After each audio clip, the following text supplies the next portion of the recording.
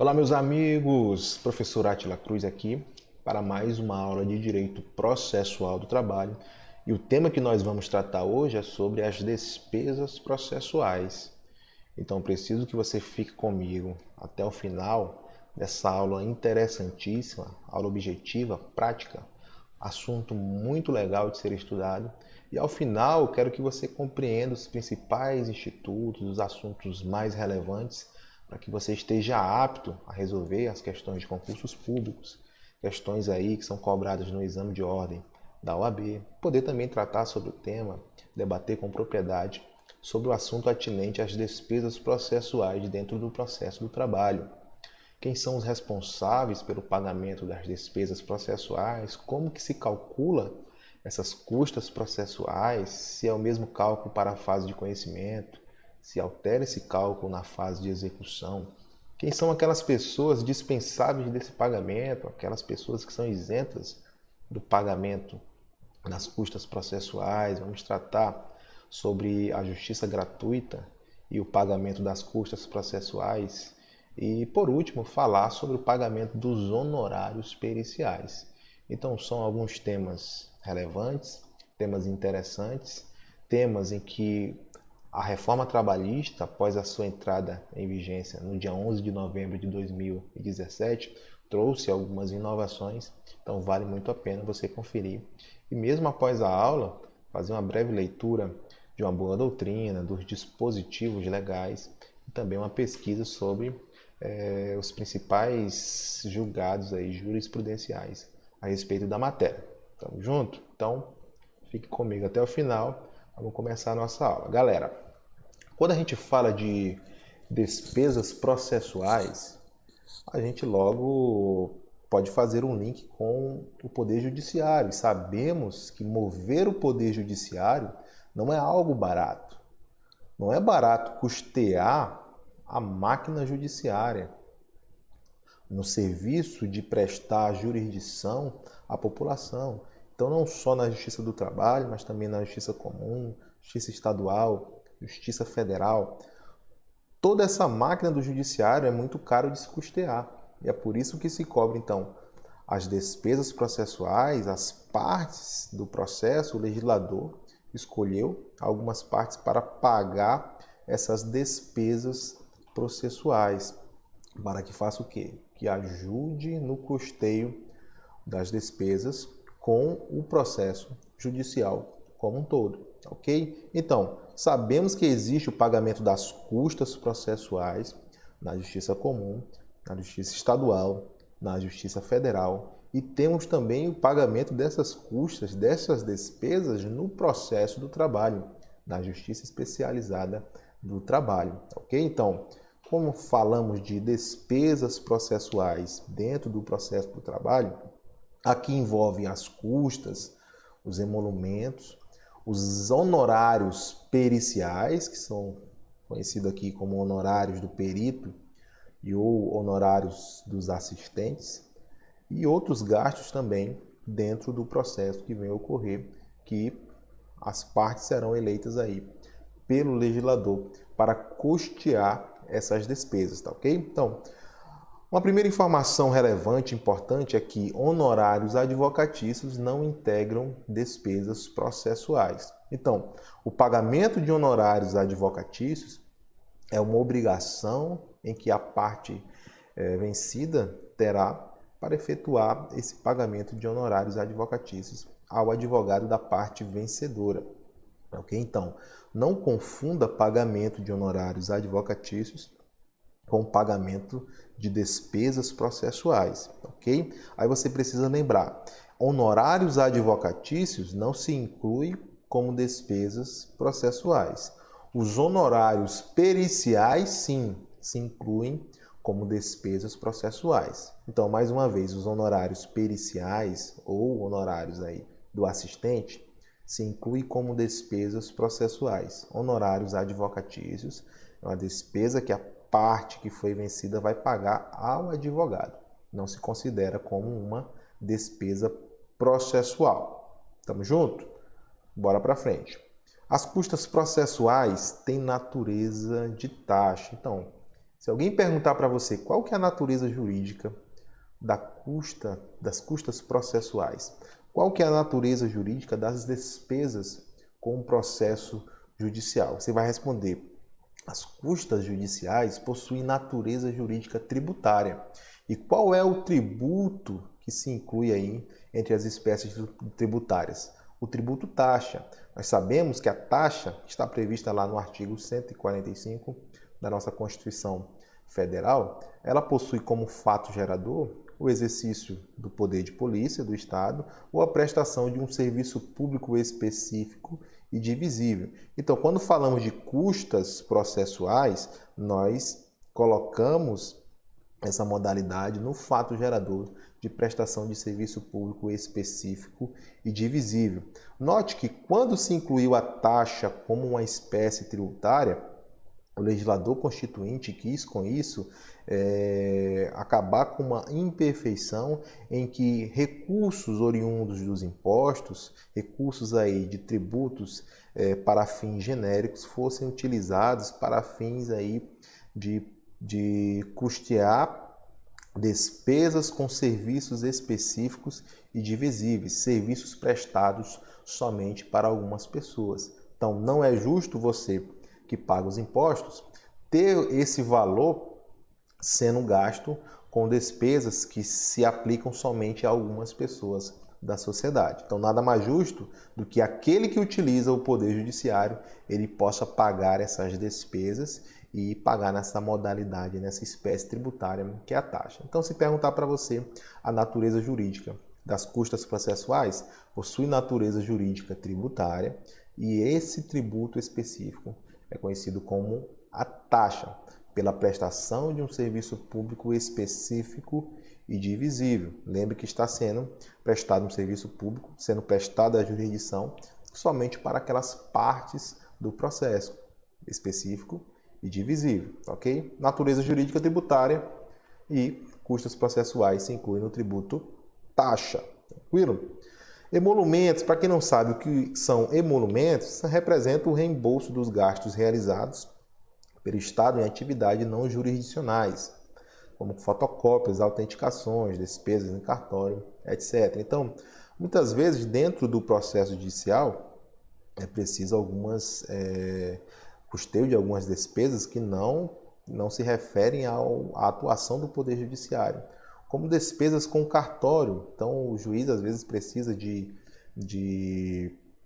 certidões cartorárias, etc. E o cartório vai cobrar aquelas tarifas, aquelas taxas, e nós chamamos isso de emolumentos, tranquilo? Então, a parte aí que tem a obrigação de pagar as custas processuais vai pagar esses emolumentos, como fotocópias, xerox, taxas, tarifas cartorárias, etc. Então, passando aqui para frente, como que se é cobrado essas custas processuais? Então, em primeiro lugar, a gente tem que observar que dentro do processo do trabalho, as custas processuais serão cobradas de forma diferente, a depender da fase que você está dentro desse processo.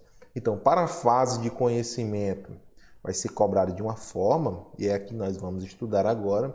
A fase de conhecimento vai ser cobrada essas custas processuais no percentual de 2%, e na fase de execução serão valores físicos. Valores fixos. Fase de conhecimento, percentual de 2%. Fase de execução, valores fixos estipulados expressamente aí pela lei trabalhista. Tranquilo? Então aqui, para a fase de conhecimento, então, essas custas processuais estão lá expressas no artigo 789 da CLT e será incidente aí uma alíquota de 2%.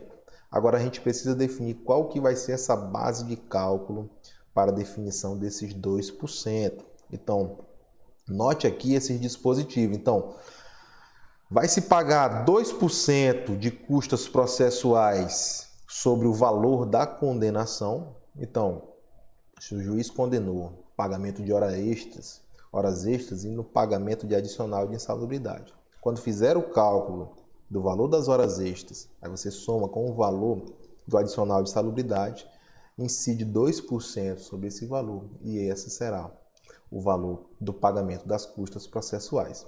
Valor do acordo, às vezes se pede um valor de causa, digamos que 100 mil reais, juntou horas extras, juntou algumas verbas rescisórias, um terço de férias, 13º salário, juntou adicional de insalubridade, deu 100 mil reais. Fizeram um acordo as partes lá perante o juízo que a parte reclamada iria pagar 50 mil reais apenas para a parte reclamante. Fizeram um acordo, ambas concordaram, tá ok? Então, esses 2% vão incidir sobre esse valor do acordo, que é de 50 mil reais. Tranquilo?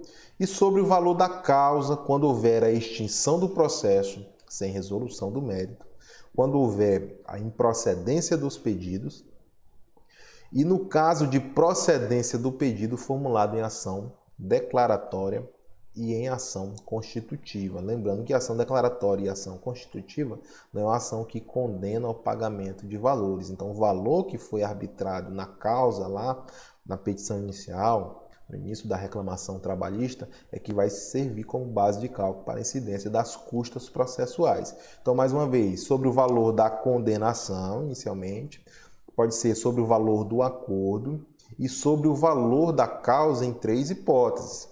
Quando houver a extinção do processo sem resolução de mérito, então extinguiu o processo sem resolução do mérito, como que cobra as custas judiciais? Qual que é o valor da causa que foi colocado lá na petição inicial?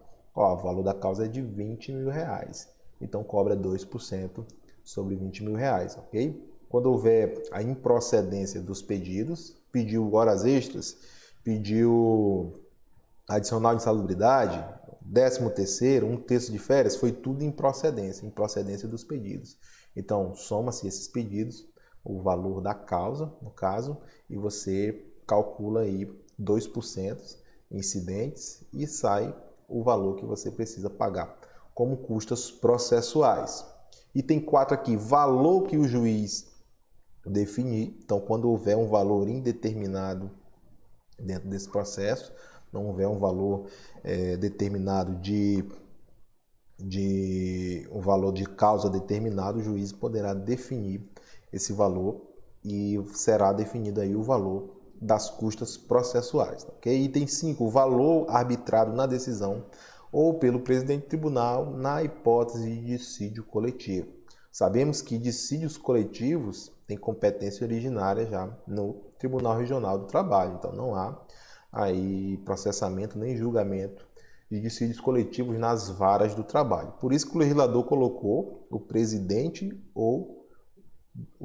do tribunal ou arbitrado também na decisão, no caso o valor das custas processuais, na hipótese de dissídio coletivo. Então, se na decisão for arbitrado um valor e o presidente do tribunal também poderá arbitrar esse valor no dissídio coletivo, desse valor você incide 2% para tirar o valor exato de pagamento das custas processuais, tá ok? Pessoal, isso aqui que eu listei para vocês está tudo disposto na lei, então por isso que eu falei desde o início que vale a leitura atenta da CLT, no caso aqui o artigo 789, tranquilo?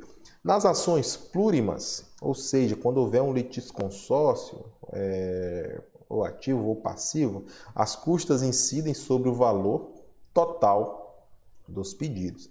Então imagine uma reclamação trabalhista que tem no polo ativo 3 trabalhadores. Um trabalhador pede adicional de insalubridade, o outro pede insalubridade mais um terço de férias e o terceiro pede insalubridade mais horas extras.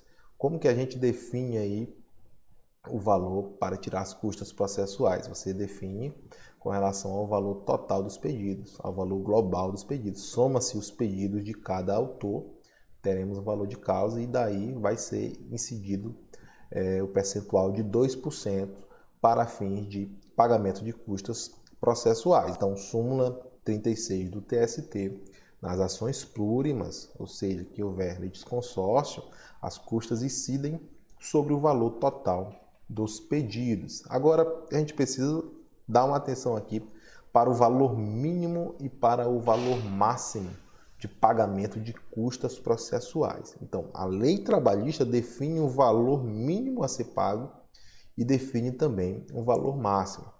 Lembrando que antes da reforma trabalhista, antes da vigência da reforma trabalhista, em 11 de novembro de 2017, só havia na CLT previsão para o valor mínimo, que é o valor de R$ 10,64. A reforma trabalhista trouxe uma nova disposição, agregou a esse dispositivo a disposição do valor máximo a ser pago de custas processuais. Então, valor mínimo R$ 10,64, já havia essa disposição antes da reforma trabalhista, e após a reforma trabalhista temos também hoje vigente um valor máximo para o pagamento de custas processuais. Então o valor máximo aqui vai ser 4 vezes o limite máximo dos benefícios do regime geral de previdência social. Então, existe um limite do regime geral de previdência social. Então, imagine que o limite seja de R$ 5.000. O limite do RGPS esteja em R$ 5.000. Qual que é o valor máximo para o pagamento das custas processuais no processo do trabalho? Vai ser um limite de R$ 20.000, que é 4 vezes o limite do RGPS. Então, mais uma vez, valor mínimo para o pagamento das custas processuais na Justiça do Trabalho, R$ 10,64. Valor máximo para esse pagamento, 4 vezes o limite, o teto do regime geral de previdência social, 4 vezes o teto do RGPS. Tranquilo? Então, bora para frente. Passando aqui a fase de conhecimento, nós temos as custas processuais na fase de execução. Então, primeira informação, não se calcula da mesma forma as custas processuais na fase de conhecimento e na fase de execução. A fase de conhecimento nós já vimos, se calcula 2% sobre o valor da causa, sobre o valor da condenação, etc. Aquelas disposições do artigo 789 da CLT que nós acabamos de ver ele aqui, tá ok? Na fase de execução, você lembra que os valores são fixos. E esses valores eles já vêm estipulados na própria lei, na lei trabalhista. Artigo 789, dígito A da CLT, ele traz aqui disposições com relação aos valores na fase de execução, ok? Então, a primeira informação é que na fase de execução a responsabilidade vai ser sempre do executado. Então, é o executado que está dando causa a possíveis recursos, ao trabalho do judiciário dentro da execução. Se o executado pagar logo a dívida, ele não dá causa, não dá ensejo a essas despesas. Então, se as despesas estão sendo geradas por conta do executado, o legislador escolheu ele para ser o responsável pelo pagamento das custas processuais. Então, mais uma informação relevante. Quem é responsável pelos pagamentos das custas processuais no processo de execução é o executado. Tranquilo? Então, tem algumas disposições aqui, eu acho até maldade cobrar em prova você saber, por exemplo, que atos de oficiais de justiça na zona rural vai ser o valor de R$ 22,13. É maldade isso com o candidato, é maldade isso com o aluno. Eu acho que você precisa saber que os valores são fixos, né? E essas disposições aqui eu nunca vi uma questão trazendo de forma tão específica. Ok? Então, a informação importante aqui é que essa diferenciação entre fase de conhecimento e fase de execução, valores incidentes em 2% na fase de conhecimento, mínimo de R$ 10,64, máximo de 4 vezes o limite, né, o teto do regime geral de previdência social, o teto do RGPS, e na fase de execução são valores fixados pela própria lei. Então, aqui, autos de arrematação, de adjudicação e de remissão, será incidido aí 5% sobre o respectivo valor, até o máximo de R$ 1.915,38. Atos dos oficiais de justiça, quando existe aí diligência por oficial de justiça da Justiça do Trabalho, na zona urbana é R$ 11,06, em zona rural R$ 22,13.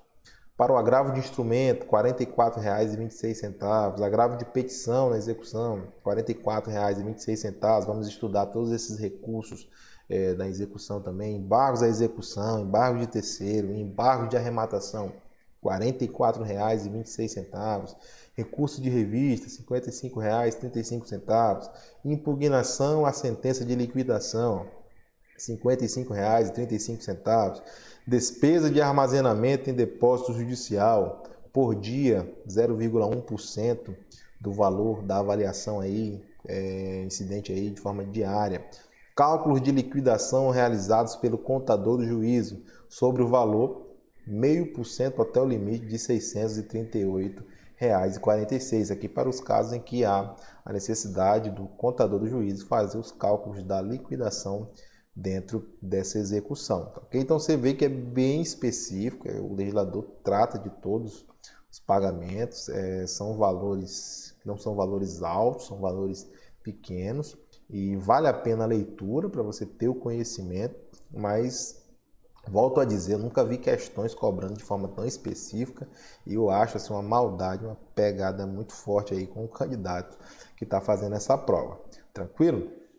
Então vamos para frente. Quem é responsável pelo pagamento das custas processuais? Já vimos aqui a informação de que no processo, na fase de execução, o responsável pelo pagamento das custas será o executado, tranquilo? E no processo de conhecimento, como que será essa responsabilidade aí pelo pagamento? Então aqui, falamos aqui que a regra das custas processuais é de responsabilidade da parte vencida, aquele que deu causa ao processo. Então, processo de conhecimento, a parte vencida vai ser responsável pelo pagamento das custas processuais. O legislador ele teve a mesma ideia, a mesma intenção, conforme eu falei para vocês, com relação à fase de execução. Se é o executado que está dando motivo para o prosseguimento da execução, então o legislador escolheu ele para ser o responsável pelo pagamento das custas processuais. No caso do processo de conhecimento, a parte vencida é que tem quem está dando causa a esse processo. Então, se o reclamante ingressa com um processo judicial, com uma reclamação trabalhista, pedindo as suas verbas rescisórias, e ele ganha essa ação, essa reclamação, então é o vencido, no caso o empregador, que deu causa a esse processo. Se o empregador tivesse pago as verbas rescisórias, as verbas trabalhistas, da forma devida, cálculo certinho, demitiu o empregado, pagou tudo certinho, ele não dá causa a uma reclamação trabalhista. Se ele paga a menos ou se ele não paga essas verbas rescisórias, ele dá causa a um processo, ele faz essa motivação com que o reclamante vá à Justiça do Trabalho buscar os seus direitos, e é por conta desse erro, dessa falha do reclamado que existe todo o processo judicial. Então, se ele foi vencido, comprova-se o quê? Que ele deu causa a esse processo judicial e, consequentemente, deu causa a essas despesas que serão custeadas. Então, quem é responsável, em regra, pelo pagamento das custas processuais é a parte vencida. Qual justificativa para o legislador ter utilizado esse critério? Porque é a parte vencida quem dá causa ao processo judicial. Tranquilo? Então, se houverem diversos pedidos nas relações de emprego, mesmo se o reclamante não for vencedor em todos, a responsabilidade pelo pagamento é do reclamado. Ou seja, nas relações de emprego, não se aplica sucumbência recíproca para o pagamento das custas processuais. Então, aqui nós falamos de sucumbência recíproca inerente ao pagamento das custas processuais. Então, para exemplificar para vocês o que seria sucumbência recíproca. Pessoal, imagine uma situação em que numa reclamação trabalhista, o empregado o reclamante faz 3 pedidos. Ele faz um pedido de adicional de insalubridade, ele faz um pedido de pagamento de horas extras e ele faz um terceiro pedido de pagamento de 13º salário. Então note, 3 pedidos: 13º salário, horas extras e pagamento de insalubridade. Okay? Se ele for vencedor nesse processo, se for totalmente procedente para esse reclamante, A parte vencida, no caso, a parte reclamada, terá que pagar as custas processuais com relação ao valor da causa, ao valor dessa condenação aqui, em pagamento de 13º, pagamento de horas extras e pagamento de adicional de insalubridade. Então, acompanhe aqui o meu raciocínio. Então, observe que se na situação de o juiz der como improcedente um desses pedidos, então a gente tem aqui pagamento de horas extras, pagamento de 13º salário e o pagamento do adicional de insalubridade. Então, digamos que o juiz ele considerou procedente o pagamento de horas extras e de 13º salário, e por conta do laudo pericial, que no laudo pericial foi concluído que não há exposição a agentes insalubres, o juiz deu como improcedente o pagamento de adicional de insalubridade. Então, procedente somente o pagamento de horas extras e o pagamento de 13º salário. A sucumbência recíproca aqui, ela quer dizer o quê? Que o reclamante ele ganhou a causa com relação a esses dois pedidos. Só que ele perdeu com relação a um pedido, com relação ao pagamento de adicional insalubridade, ele foi a parte vencida. Quem ganhou com relação a esse pedido aqui foi a parte reclamada. Ganhou o direito o quê? De não pagar adicional de insalubridade. Então, pela sucumbência recíproca, a parte reclamada teria que pagar as custas processuais com relação a essas duas condenações aqui. Então, custas processuais de 2% incidentes no pagamento de horas extras e incidente no pagamento de 13º salário. E a parte reclamante que perdeu a questão aqui do adicional de insalubridade, pagaria as custas processuais com referência a esse pedido aqui de adicional de insalubridade. Então, a gente chama de sucumbência recíproca. Você paga a parte que você foi vencida, eu pago a parte que eu fui vencido. Então, a sucumbência recíproca só vai existir em situações em que houver a procedência parcial do pedido. Note que quando a procedência é total, se o juiz deu os 3 pedidos, a parte reclamada é vencida nos 3. Paga as custas processuais. Se o juiz julgou improcedente os 3 pedidos, a parte reclamante vai ser vencida nos 3 pedidos. Ele deu causa ao processo, é parte vencida, então vai pagar as custas processuais. Então isso aqui é sucumbência recíproca. Qual que é a principal diferença na sucumbência recíproca com relação às custas processuais, para a gente identificar e saber se vai ter aí responsabilidade pelo reclamante ou não? A diferença é se a relação é de emprego ou se é uma relação de trabalho. Lembre que a relação de emprego, a relação empregado, empregador, é a espécie do gênero relação de trabalho. Então, note aqui, quando for pedido na relação de emprego, mesmo se o reclamante não for vencedor em todos, a responsabilidade pelo pagamento é do reclamado. Ou seja, nas relações de emprego não se aplica a sucumbência recíproca para o pagamento das custas processuais. Então, para esse exemplo que eu usei, se for constatada a relação de emprego, então, se for uma questão que você estiver resolvendo, a questão vai ter que identificar para você se é uma relação de emprego, ou te dar os dados para que você interprete se aquela relação trabalhista é uma relação de emprego ou outras relações dentro do gênero relação de trabalho. Ok? Então, no nosso exemplo, não haveria sucumbência recíproca se for uma relação de emprego. Então, imagine que a questão fala é uma relação de emprego. O cara pediu, no nosso exemplo, horas extras, adicional, horas extras, 13º salário e adicional de insalubridade. O juiz deu parcialmente procedente e deu como improcedente o adicional de insalubridade. Ele concedeu na sua sentença somente o pagamento de horas extras e de 13º salário.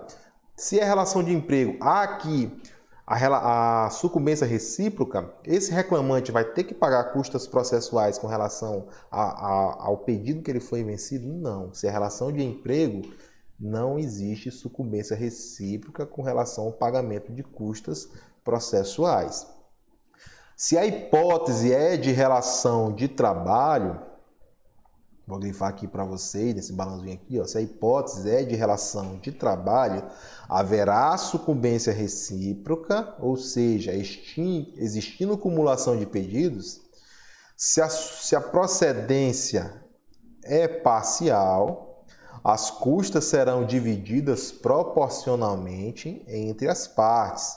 Disposição aqui da Instrução Normativa número 27 do Tribunal Superior do Trabalho. Então, se a relação é de trabalho, existem 3 pedidos: pedido de horas extras, 13º salário e um terceiro pedido de adicional de insalubridade, o juiz deu parcialmente procedente, ou seja, ele só concedeu o 13º e concedeu também as horas extras, somente 2 pedidos. Então aqui existe sucumbência recíproca, se a relação for de trabalho, não pode ser relação de emprego, que é a espécie, for as demais relações dentre aí o gênero da relação de trabalho. Se for relação de trabalho, concedeu parcialmente somente para esses 2 pedidos aqui. Cada parte vai pagar as custas processuais proporcionalmente ao pedido em que foi vencido.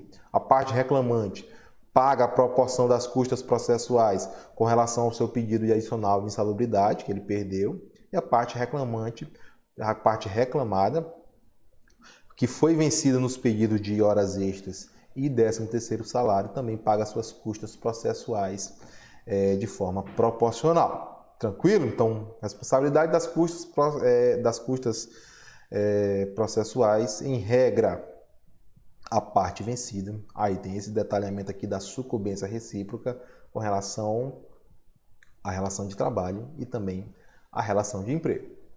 Tranquilo?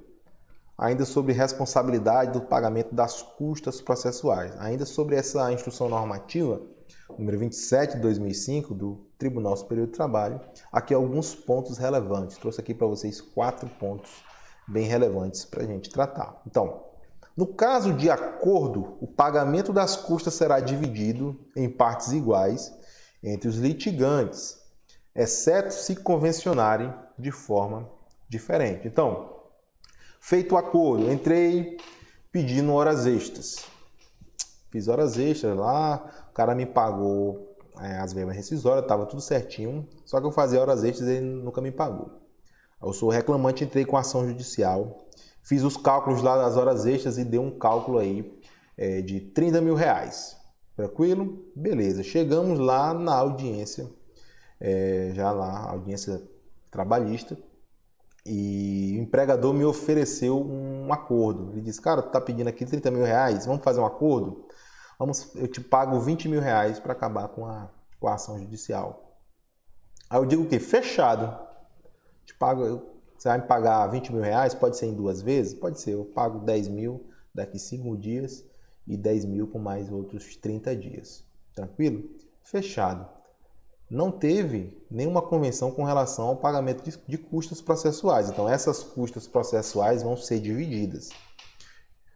A parte reclamante vai pagar 2% com relação à metade do valor, a parte reclamada paga 2% com relação à outra metade. Então, eu vou pagar com relação a 15 mil reais, nosso acordo foi de 30 mil, e ele paga com relação aos 15 mil reais também, 2% incidente sobre 15 mil reais. Agora, note para a disposição aqui que fala aqui, ó, exceto se convencionarem de forma diferente.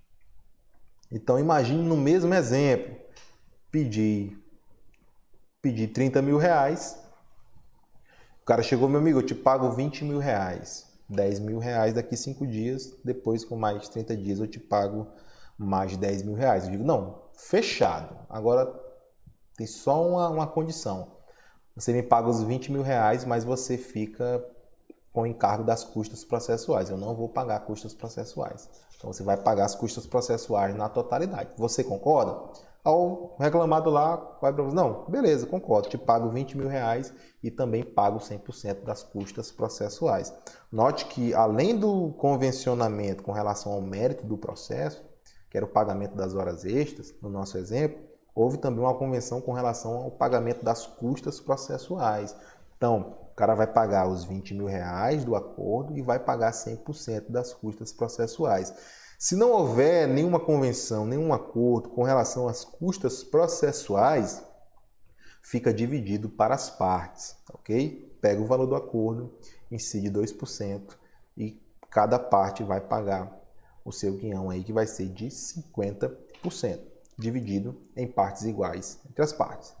Tranquilo? Ponto 2 aqui de aspectos importantes sobre responsabilidade de custas processuais. Na fase de execução, a responsabilidade pelo pagamento é sempre do executado. Aqui a gente já comentou, você já está sabendo, e aqui a gente está repetindo. Fase de execução, não há aqui exceção, a responsabilidade pelo pagamento é sempre do executado.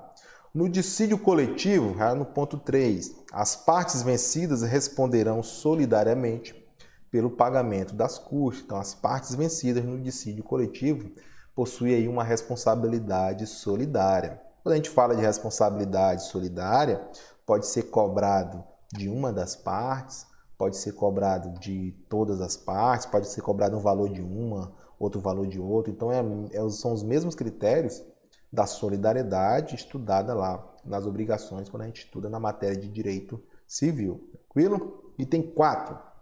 Tratando-se de empregado que não tenha obtido o benefício da justiça gratuita ou isenção de custas, o sindicato que houver intervindo no processo responderá de forma solidária pelo pagamento das custas devidas. Então, imagine um processo em que o empregado ele não tenha o benefício da justiça gratuita, ele tem que pagar as custas processuais. Se nesse processo houve a intervenção do sindicato, da classe lá desse empregado, esse sindicato ele vai responder de forma solidária com o pagamento das custas processuais. Então, é somente se houver a intervenção do sindicato dentro desse processo. Tranquilo? Imagine um reclamante, não é beneficiário da justiça gratuita, ele é condenado em custas processuais. Não houve intervenção do sindicato, o sindicato não tem nada a ver com essa causa, não tem por que ele ser responsável por esse pagamento. Então, a responsabilidade única desse reclamante que foi condenado nas custas processuais. Se o sindicato interviu dentro desse processo, representando aí esse reclamante, então o sindicato ele vai responder de forma solidária dentro desse processo, junto com o reclamante. Então vai poder ser cobrado do reclamante, poder ser cobrado somente do sindicato, poder ser cobrado dos dois, 30% do reclamante, 30% do sindicato, de qualquer forma que for cobrado lá nas disposições que tratam sobre a solidariedade, a obrigação de solidariedade dentro do Código Civil. Tranquilo? Então aqui aspectos relevantes, já passamos essa fase e entramos agora numa fase também importante que é sobre o momento do recolhimento das custas processuais. Então a gente sabe que tem que pagar custas processuais. Sabemos quem são os responsáveis por esse pagamento das custas processuais. Agora vem a pergunta, quando que a gente paga as custas processuais no processo trabalhista? Então, depois do trânsito em julgado, no caso, quando não há recurso, então imagine, foi sentenciado, não houve recurso, processo transitou em julgado, então esse é o momento do pagamento das custas processuais, após o trânsito em julgado. No prazo do recurso, então, quando existe aí o recurso, a interposição de recurso, dentro do prazo do recurso, você tem um prazo para interpor recurso. Quando você interpõe o recurso, você tem que juntar já o comprovante do pagamento desse preparo recursal, que são as custas recursais, ok? Coloquei um asterisco aqui porque o recolhimento das custas no recurso é um pressuposto recursal, um pressuposto de admissibilidade recursal. Então, se você não junta o comprovante do pagamento do recurso, pagamento do preparo do recurso, você vai ter esse recurso inadmitido por falta de um dos seus pressupostos, que é o pagamento das custas.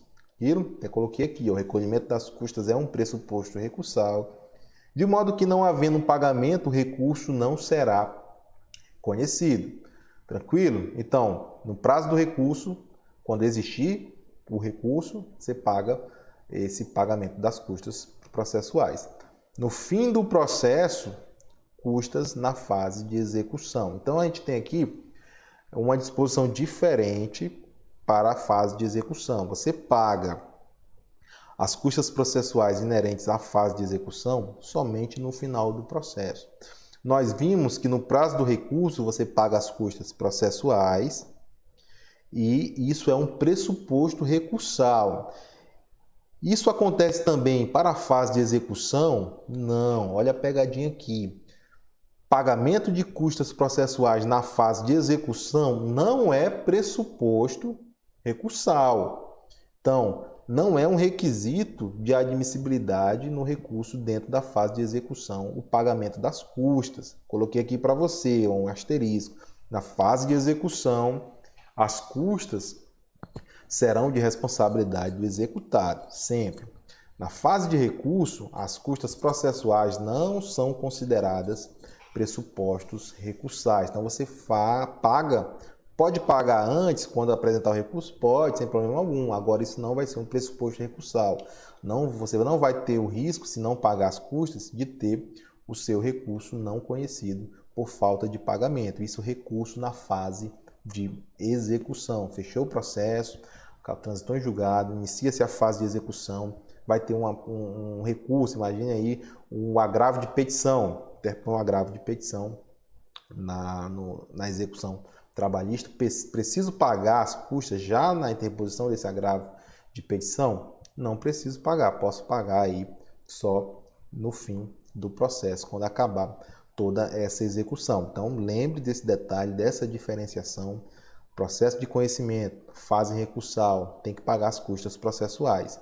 É um pressuposto recursal. Se você não paga, seu recurso não será conhecido, ok? Iniciou-se a fase de execução. Existem custas processuais na fase de execução? Existem. Nós vimos já que são valores já expressamente fixados pela CLT, pela lei trabalhista. Tranquilo? Esses valores, eles servem como pressupostos aí recursais? Não, você paga só ao final, não precisa pagar no momento da interposição de recursos dentro da fase de execução. Tranquilo? Então aqui, momento de pagamento das custas processuais. Vamos para mais um tema importantíssimo, que é o tema sobre as isenções ao pagamento das custas processuais. Tranquilo? Então,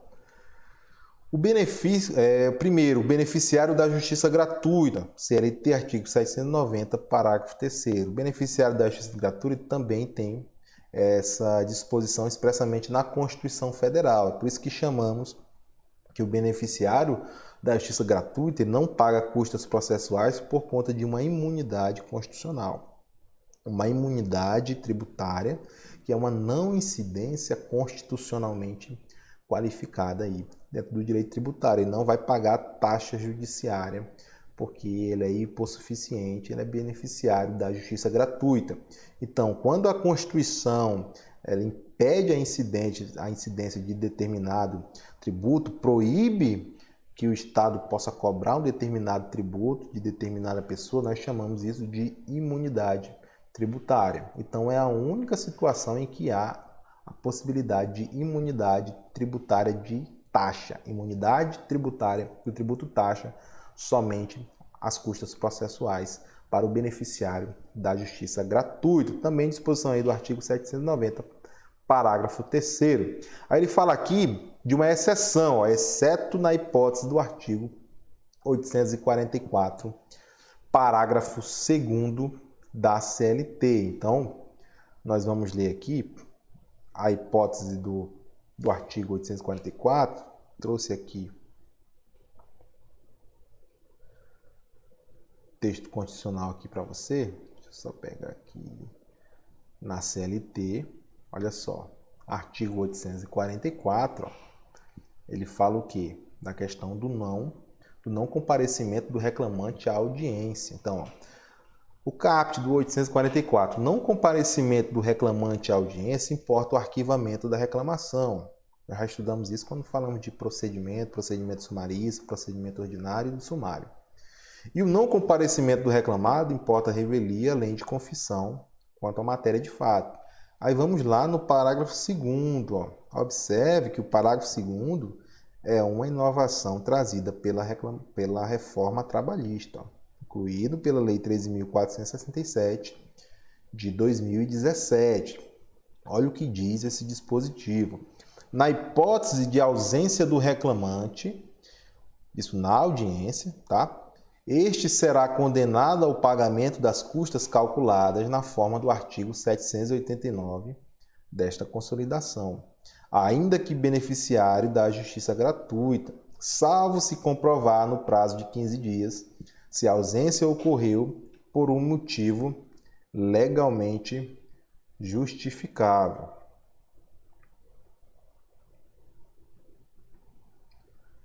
Então você vai lembrar o que aqui? O beneficiário da justiça gratuita, ele é isento do pagamento das custas processuais. Existe uma exceção trazida agora pela reforma trabalhista, aplicável a partir da sua entrada em vigência, que é 11 de novembro de 2017.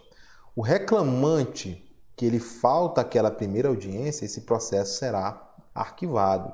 E esse reclamante será condenado nas custas processuais, mesmo que ele seja um beneficiário da justiça gratuita. Então, se perguntar se beneficiário da justiça gratuita paga custas processuais, depende. A regra é que ele é isento do pagamento dessas custas processuais. E existe uma única exceção, quando ele falta a audiência no processo do trabalho e esse processo é arquivado. O processo é arquivado e o juiz vai condenar ele ao pagamento das custas processuais, mesmo que ele seja beneficiário da justiça gratuita. A única ressalva é que ele vai ter 15 dias para justificar a sua ausência. Então, dentro desses 15 dias, se ele justifica, junta lá uma prova, um atestado médico, justifica o porquê dele não ter estado presente nessa audiência, aí sim ele estará livre do pagamento dessas custas processuais, tá ok? Então, mais uma vez, beneficiário da justiça gratuita é isento do pagamento das custas processuais, artigo 790, parágrafo 3º da Constituição, ele tem essa imunidade tributária, com exceção de quando ele faltar a audiência trabalhista, a primeira audiência trabalhista, caso em que esse processo será arquivado e ele, mesmo sendo beneficiário da justiça gratuita, será condenado ao pagamento das custas processuais. Tranquilo? Então, item 2. Aqui a gente entra aqui na questão da fazenda pública, privilégios da fazenda pública dentro do processo. A União, os estados, o Distrito Federal, os municípios e respectivas autarquias e fundações públicas federais, estaduais e municipais, que não explorem a atividade econômica. Então, note que se excluiu aqui, a legislação exclui aqui as empresas públicas e as sociedades de economia mista. O Ministério Público do Trabalho tem 3. Aí aqui, não pela CLT, mas por um decreto, Decreto-Lei 509/69, isenta os Correios das custas processuais. Então, lembre, os Correio é empresa pública. Está isento de custas processuais? Está isento de custas processuais, disposição de lei. Os Correios são isentos das custas processuais na Justiça do Trabalho. E mais uma disposição de lei aqui, ó.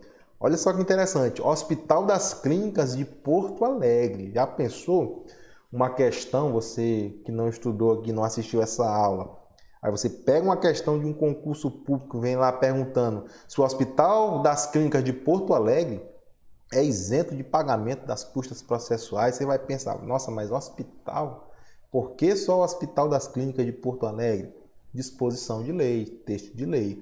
O Hospital das Clínicas de Porto Alegre é isento do pagamento das custas processuais, assim como também os Correios. Então, atenção aí para essa disposição, para você não ser pego de surpresa. Estados estrangeiros, missões diplomáticas e repartições consulares também são isentos de pagamento de custas processuais. Aqui são tratados internacionais, né? Convenção de Viena de 1961 e também de 1963. Então, mais uma vez, são isentos do pagamento das custas processuais. Beneficiário da justiça gratuita. salvo se ele faltar à audiência trabalhista, caso em que o processo será arquivado e mesmo ele sendo beneficiário da justiça gratuita, ele vai ser condenado ao pagamento das custas processuais, podendo ainda, dentro do prazo de 15 dias, ele justificar a ausência na audiência. Caso se justificada, não vai ser obrigado ao pagamento das custas. Disposição do artigo 844, parágrafo 2º. Lembrando que é inovação trazida pela reforma trabalhista, então passível de ser cobrado nas provas. A União, os Estados, o Distrito Federal, os municípios, respectivas autarquias e fundações públicas federais, estaduais ou municipais, que não explorem atividade econômica, tranquilo? Então, vê aqui que exclui as empresas públicas e sociedade de economia mista. Só que no item 4 nós vimos que os Correios, mesmo sendo empresa pública, e o Hospital das Clínicas de Porto Alegre estão inseridos dentro da lei e não pagam custas processuais, são isentos. O Ministério Público do Trabalho e, por convenções internacionais, os estados estrangeiros, missões diplomáticas e repartições consulares também são isentos do pagamento de custas processuais. Disposições ainda sobre essas isenções. Olha o que diz o artigo 790-A da CLT, no seu parágrafo único. A isenção prevista nesse artigo não alcança as entidades fiscalizadoras do exercício profissional, nem exime as pessoas jurídicas referidas no inciso 1 da obrigação de reembolsar as despesas judiciais realizadas pela parte vencedora. Então vamos para esse primeiro tópico aqui, não alcança as entidades, risquei foi tudo aqui, fiscalizadoras do exercício profissional. Então aqui, ó, não alcança as entidades fiscalizadoras do exercício profissional. Está dizendo o quê? Que as entidades fiscalizadoras, imagina aí CRM, CRO, Conselho Regional de Odontologia, Conselho Regional de Engenharia e Arquitetura, o CREA, Conselho Regional de Medicina, CRC, Conselho Regional de Contabilidade, são entidades fiscalizadoras do exercício profissional. O STF já, em alguns julgamentos, em alguns precedentes, definiu que a natureza jurídica dessas pessoas, dessas entidades fiscalizadoras do exercício profissional, se confunde com umas autarquias e chamou essas entidades fiscalizadoras de autarquias especiais. Então, quando a gente estuda lá no direito administrativo, nós falamos de entidades da administração pública indireta, estudamos autarquias, fundações públicas, sociedades de economia mistas, empresas públicas, nós estudamos também que existem essas autarquias com essas características especiais, definidas pelo próprio STF, e aqui estão inseridas as entidades fiscalizadoras do exercício profissional. Se essas entidades fiscalizadoras do exercício profissional se consideram como autarquias especiais, não haveria por que elas também não ter a isenção das custas processuais. É por isso que nós temos também precedente dentro do TST de que não deve se aplicar o parágrafo único do artigo 790, dígito A, da CLT. Então, aqui a gente vê um precedente lá do informativo número 44, TST, que diz o quê? Conselho de Fiscalização do Exercício Profissional, natureza jurídica de autarquia. Então, se é uma autarquia, goza dos privilégios do Decreto-Lei número 779/69. Então, aqui nós temos duas informações. De acordo com a literalidade do texto legal da CLT, ou seja, artigo 790, dígito A, parágrafo único, entidades fiscalizadoras do exercício profissional não são isentas do pagamento das custas processuais. Agora, o que se aplica na prática, por força de um entendimento jurisprudencial já constituído pelo STF, também pelo Tribunal Superior do Trabalho, o entendimento que prevalece é que essas pessoas são consideradas como autarquias especiais e, por conta disso, possuem e gozam dos privilégios do Decreto-Lei número 779 de 69, ou seja, não pagam custas processuais, são isentas de custas processuais. Você tem que observar bem o que vem dizendo na sua questão, qual que é o problema que você está analisando. Se ele te pede uma análise com relação à jurisprudência, ou se pede uma análise estritamente legal. Se for estritamente legal, paga sim as custas processuais. Artigo 799, dígito A, parágrafo único. Se for uma análise jurisprudencial, de precedentes, doutrinária, etc., como é considerado como autarquia, essas entidades fiscalizadoras do exercício profissional, elas vão ser isentas sim do pagamento das custas processuais. Se for uma prova discursiva, uma prova oral, você pode tratar das duas questões, falar de como o texto legal trata essa disposição e como que foi feita a evolução jurisprudencial dessa matéria.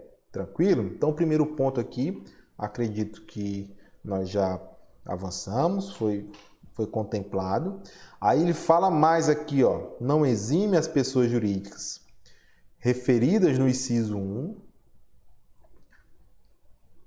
da obrigação de reembolsar as despesas judiciais realizadas pela parte vencedora. Então, vamos ler esse dispositivo aqui para a gente ver direitinho.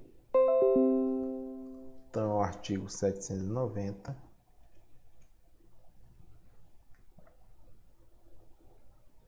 Dígito A. Então, preste atenção aqui. Artigo 790, dígito A. São isentos do pagamento de custas, além dos beneficiários de justiça gratuita. Ele fala aqui, ó. A União, aí aqui no inciso 1, ele fala da Fazenda Pública. Tranquilo? União, Estados, Distrito Federal, municípios, autarquias, fundações públicas, federais, estaduais, municipais, que não exploram a atividade econômica. Aí, parágrafo único.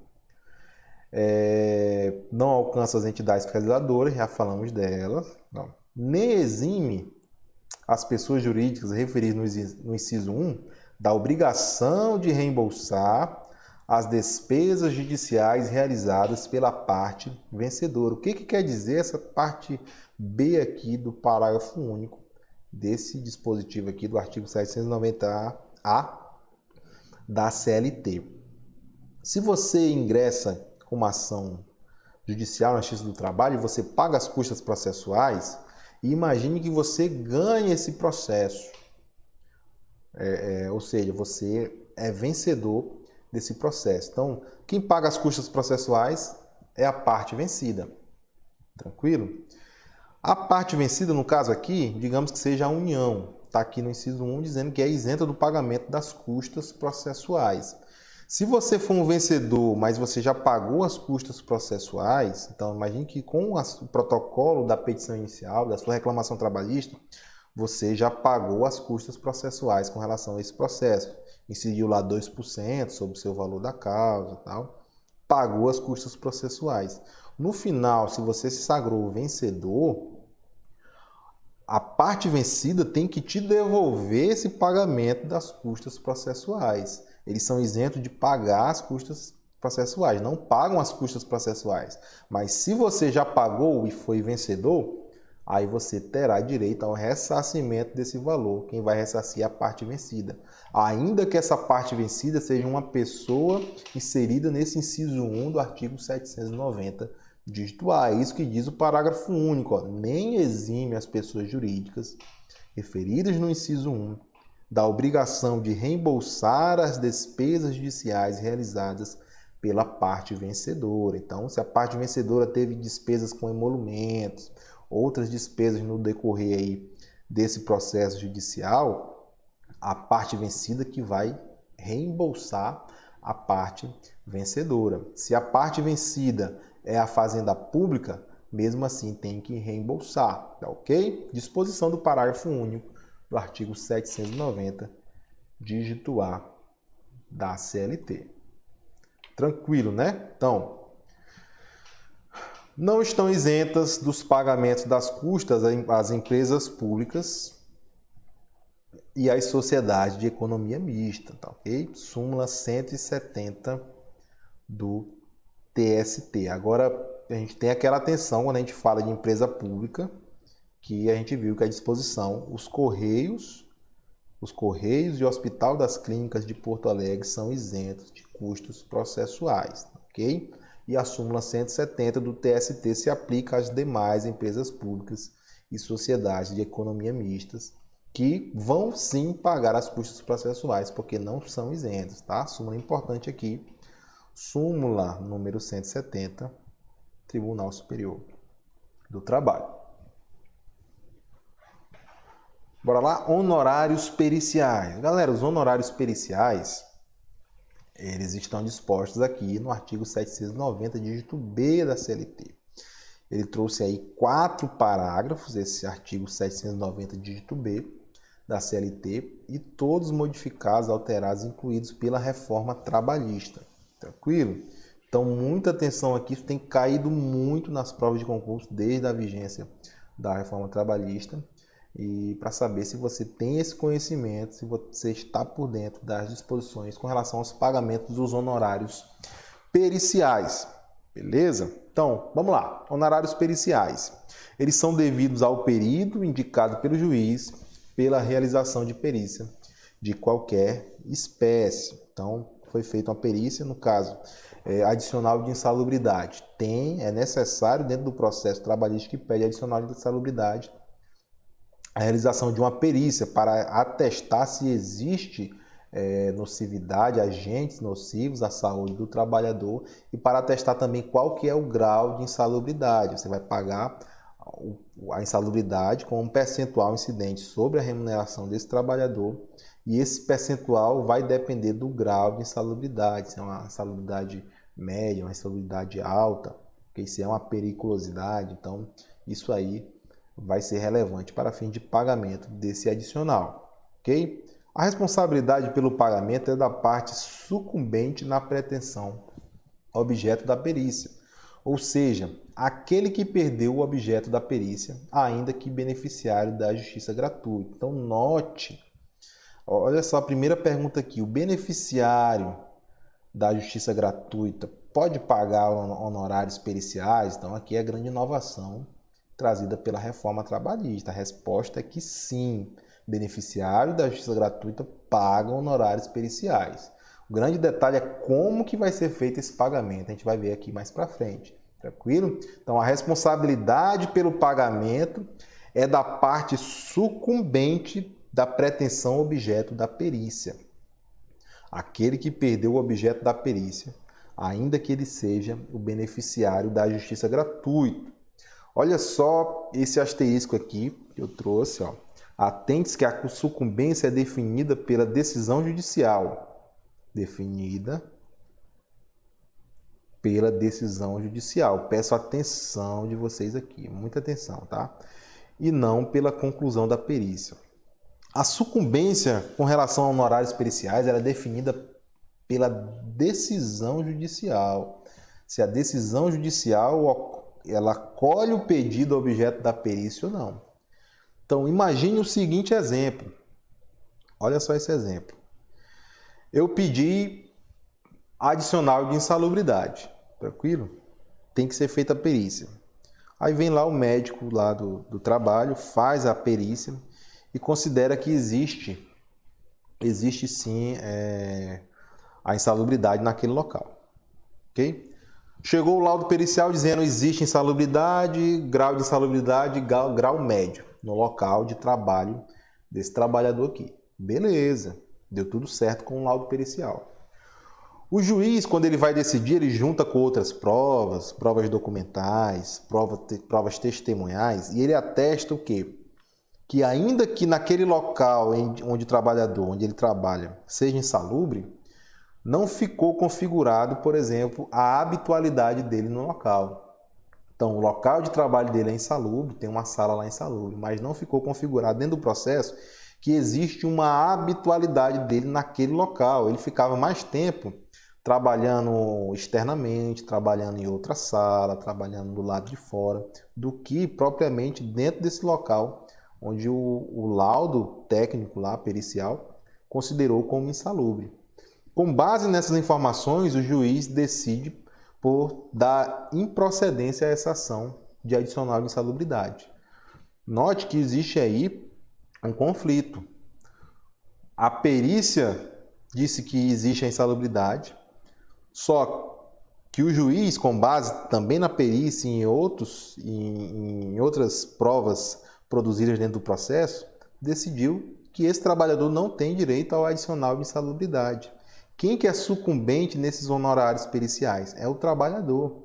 Então, o foco para você delimitar a sucumbência dos honorários periciais não é o resultado unicamente da perícia. É o que o juiz vai definir com relação ao seu objeto pretendido com aquela perícia. Eu quero a perícia pretendendo ganhar o adicional de salubridade.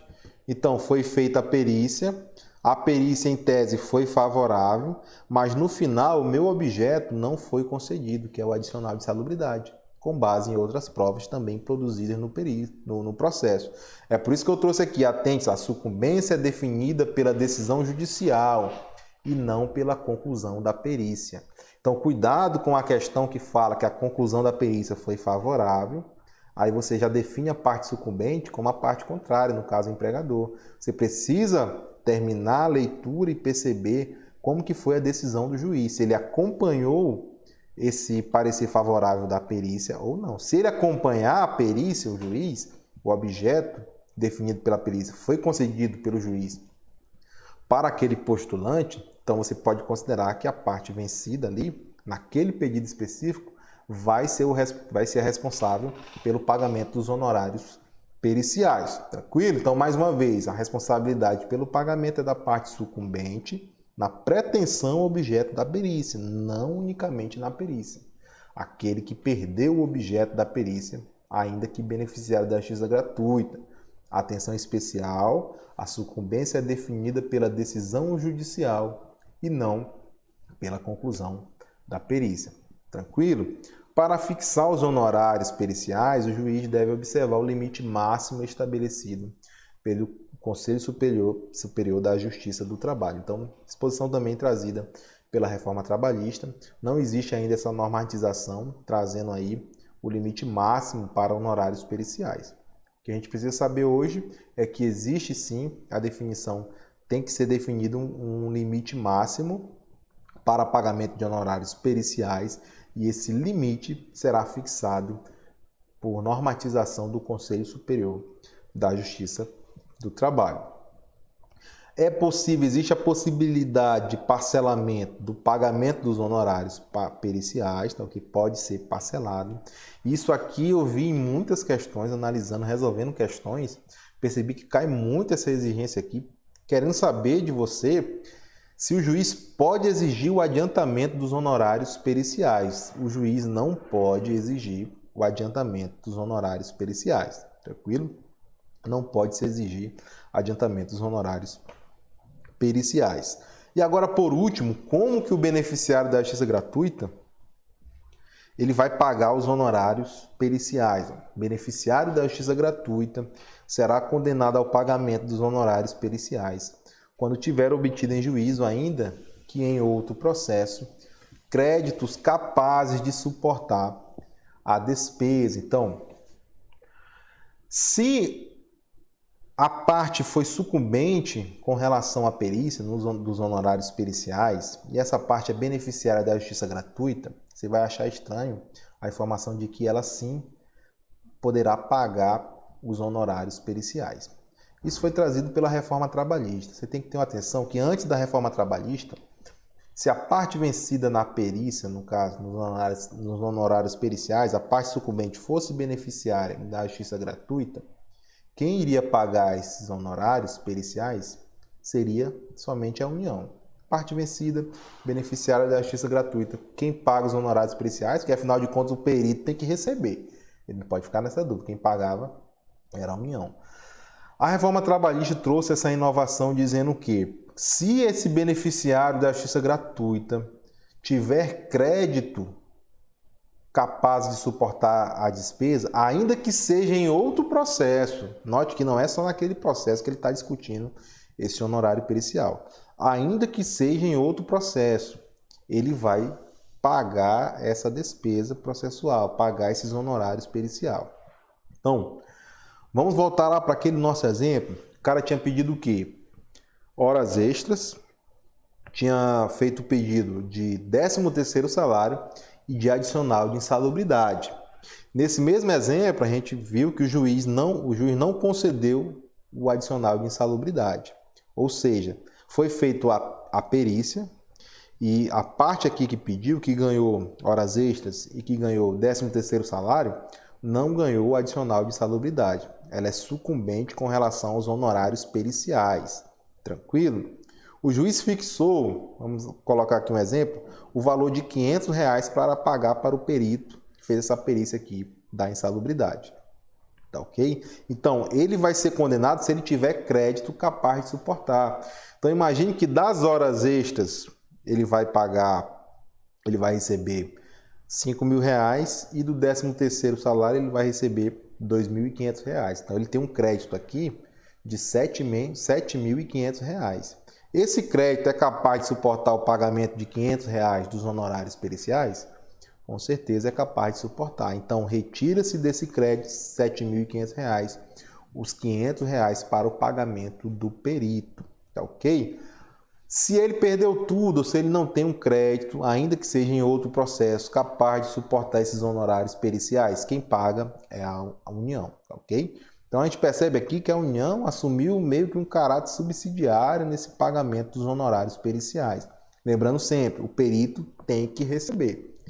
Se a parte não pagar, se a parte não for beneficiária da justiça gratuita, ela vai pagar a despesa, ela não é beneficiária da justiça gratuita, não tem isenção para ela.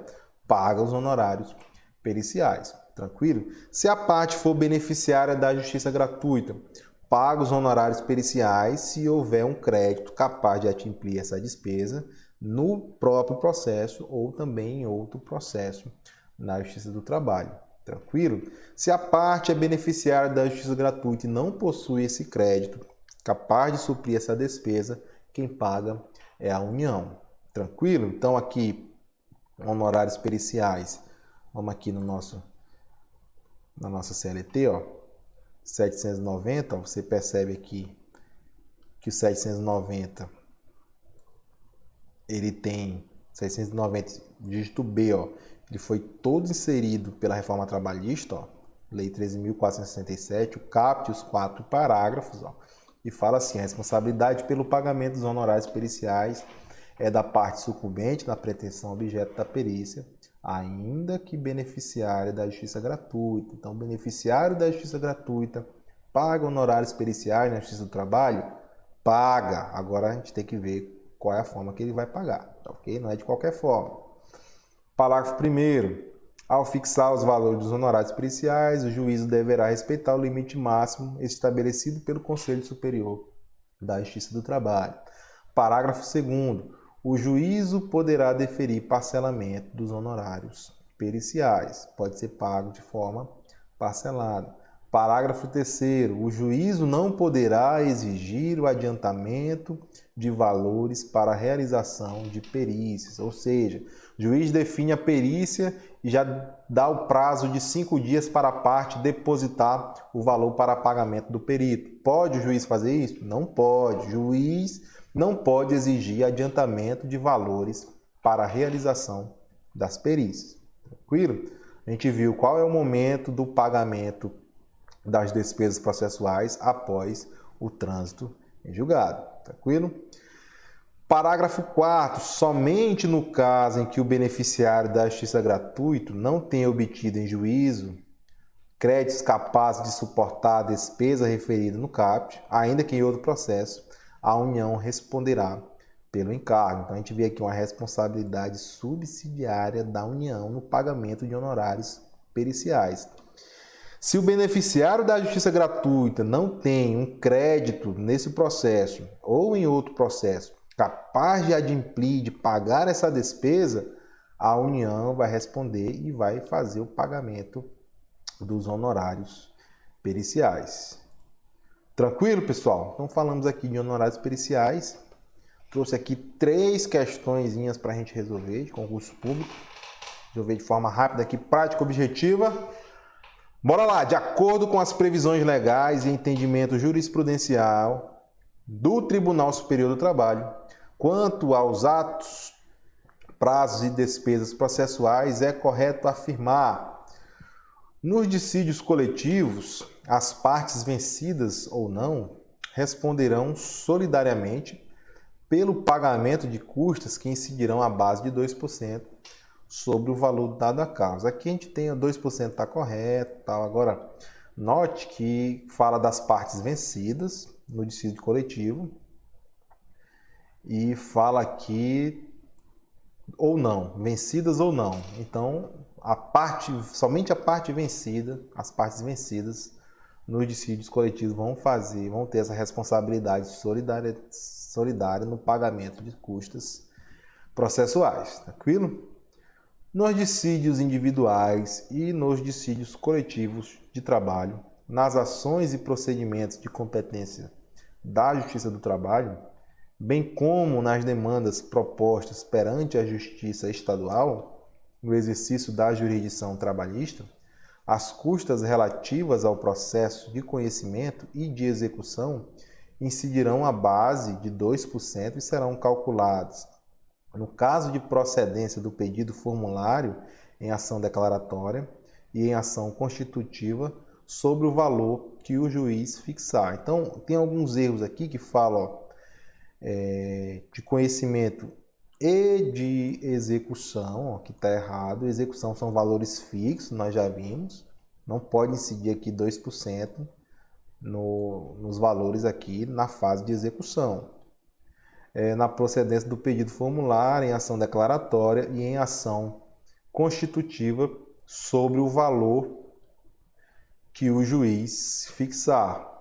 Ação declaratória ou ação constitutiva pode ser o valor da causa e pode também ser o valor que o juiz fixar. Tranquilo? Então, o erro aqui de conhecimento, no caso, incluiu aqui a fase de execução também, tá bom? Intimado ou notificada a parte no sábado, aqui ó, prazo processual, viu? Intimado ou notificada a parte no sábado, o início do prazo será contado da segunda-feira imediata, inclusive, salvo se não houver expediente forense. Então, o início do prazo, ele vai se dar na segunda-feira. Agora, o início da contagem, que é o que a alternativa aqui te pede, é da terça-feira imediata. Aqui é o dia do susto. O dia do susto aqui vai ser segunda-feira, se a segunda-feira for dia útil. O dia do início da contagem vai ser na terça-feira, se a terça-feira também for dia útil, tá ok? Então, ele fala aqui, quando ele fala que será contado da segunda-feira, tá errado. Então, ele será considerado notificado na segunda-feira, ó.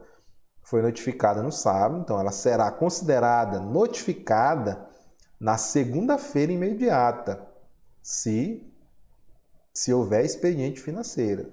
Se houver expediente forense, tá ok? Então, letra C aqui está errada. Nos processos perante a Justiça do Trabalho, constituem, entre outros, privilégios da União, dos Estados, do Distrito Federal, dos municípios e das autarquias ou fundações de direito público federais, estaduais ou municipais que não explorem atividade econômica, o quádruplo de prazo para contestar e o dobro de prazo para recorrer. Aqui, deixa eu ver se não tem nenhum erro. Nos processos perante a Justiça do Trabalho, constitui, entre outros, privilégios da União, dos Estados, do Distrito Federal, dos municípios e das autarquias ou fundações de direito público, federais, estaduais ou municipais, que não explorem atividade econômica, o quádruplo de prazo para contestar, e o dobro de prazo para recorrer. Eu não vi erro aqui, acredito que está certo. O dobro de prazo para recorrer, o dobro de prazo em prática de atos processuais e somente com relação à sua defesa, somente lá na contestação, que é aquele prazo entre a notificação e a data da audiência, que tem que ser pelo menos um mínimo de 5 dias. Para essas pessoas aqui da letra D, para a fazenda pública, a gente considera o quadro, então seriam 20 dias aqui entre a notificação e a audiência, tá correto, tá? Letra E, o recesso forense interrompe os prazos recursais, ou seja, cessado o recesso, recomeça-se a contagem do prazo, isto é, retoma-se a contagem do prazo no estado em que parou. O recesso forense não interrompe os prazos, o recesso forense suspende os prazos processuais. Quando finaliza o recesso forense, os prazos eles passam a correr do momento em que parou. Se já tinha 5 dias de prazo, quando acaba o recesso, começa a correr do 6º dia de prazo. Não interrompe, não inicia desde o início. Parte de onde parou quando iniciou o recesso forense, tá ok? Então, correta aqui é a letra D de dado. Em matéria de custas processuais, é incorreto afirmar. Então, ele quer o que é incorreto. Quando houver condenação, as custas incidirão sobre o respectivo valor. Aqui está correto. 2% sobre o valor da condenação. Quando houver extinção do processo, sem julgamento do mérito, as custas serão arbitradas. Quando houver extinção do processo sem julgamento do mérito, as custas serão incidentes sobre o valor da causa. O valor que está na petição com relação ao valor da causa, 2% sobre o valor da causa. Então, acredito a letra B seja a incorreta. Bem? Letra C. Quando houver julgamento de improcedência do pedido, as custas serão sobre o valor da causa. Letra C está correta. Sempre que houver acordo, o pagamento das custas caberá às partes iguais aos litigantes. Caberá em partes iguais aos litigantes, se de outra forma não for convencionado. Perfeito. Letra D também está correta. Quando o valor for indeterminado, as custas serão fixadas pelo juiz. Valor indeterminado, custas fixadas pelo juiz. Então, o erro da letra B é quando fala que custas serão arbitradas. Aqui seria, para estar correto, serão incidentes sobre o valor da causa. Seria a mesma situação da letra C aqui. Então, a resposta correta aqui é a B, porque a B é a incorreta.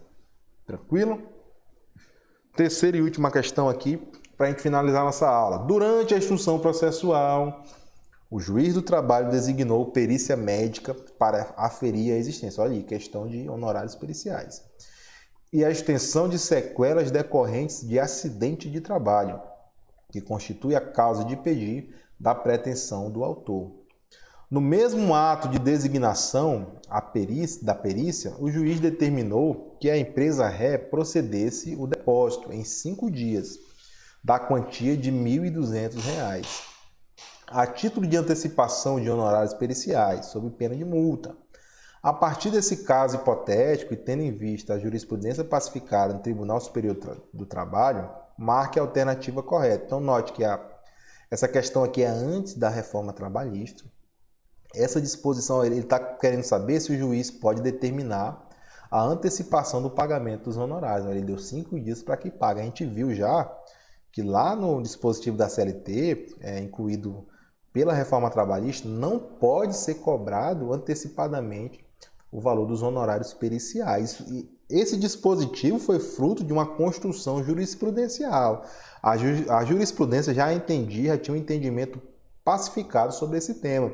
Por isso que virou um dispositivo legal. Por isso que aqui essa questão, como ela não está desatualizada, mas como ela é antes da reforma trabalhista, ela falou aqui sobre jurisprudência pacificada no Tribunal Superior do Trabalho. Então você tem que entender que essa jurisprudência pacificada no Tribunal Superior do Trabalho virou um dispositivo legal quando da edição da reforma trabalhista. Tranquilo? Então, a gente sabe que não pode o juiz exigir a antecipação do pagamento dos honorários periciais. É só achar essa alternativa que é a correta. Então lá, letra A. O ordenamento impede a imposição da antecipação dos honorários periciais. Perfeito. No caso aqui, é a letra A correta. Vamos ver a B. É encargo do réu a antecipação dos honorários, mas a jurisprudência tem considerado que o valor máximo de antecipação do réu deve ser equivalente a R$ 1.000, salvo se o juiz do trabalho fundamentar de outra forma. Então, não é encargo do réu, porque a gente não sabe quem é que está pedindo essa perícia. Se é o réu ou se é o autor, ok? Letra C. Constitui ônus do réu a antecipação dos honorários periciais. Letra C também está errada. Letra D, é incompatível com o processo do trabalho essa exigência, salvo se a empresa não comprovar na sua contestação a emissão da Constituição de acidente de trabalho.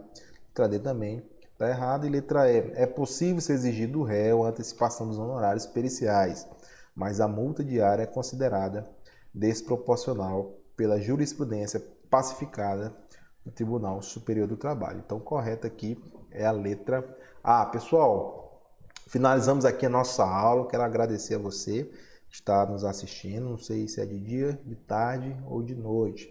Eu quero pedir para você que você não abandone o seu sonho de vencer pelos estudos.